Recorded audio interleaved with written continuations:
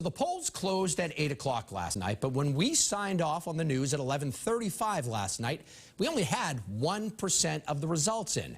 WBZ's Beth Germano spent today looking at why the count took so long. And Beth, a lot of people saying that we may have to get used to these long waits. Why? Yeah, well, city officials say, simply put, there are now more ways to vote, including being able to put ballots into drop boxes like this one right up until the polls close at 8 o'clock. Officials say it creates more volume for the poll workers and creates bigger wait times to get those results. The key is to protect the integrity of the electoral process. And when it came to counting ballots in Boston overnight, the key was not speed. It would be 3:30 in the morning before the actual count was over, in a tight race for the second spot on the ballot. And we had a large number of ballots that were received really close to 8 p.m. So there just simply wasn't enough time to send them to the precinct, so they had to be held back here. That's because for the first time in a municipal election, voters could cast ballots not just in person, but also by mail, or put them in one of 22 drop boxes in the city. And they could do that right up until 8 p.m.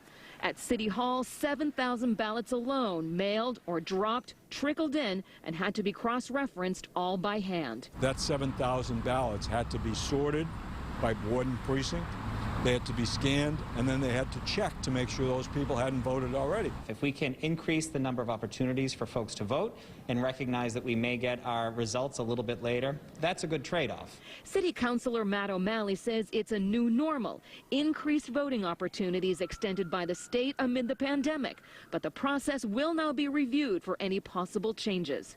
You could drop off your ballot by 8 p.m. yesterday. So maybe there's an opportunity to tighten up that timeline for dropping off vote by mail ballots, for example.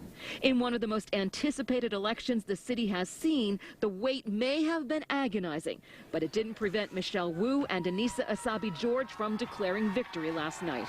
12 hours to have a final result that you can believe and trust, that's not asking too much. I wish it was faster, but it was a close election. And if you were like me, you kept hitting the refresh button last night without success. These drop boxes were used during the presidential election, but there were 3 days allowed for them to be returned. It wasn't all done and counted in one night. Reporting live from Alston, I'm Beth Germano, WBZ News. All right.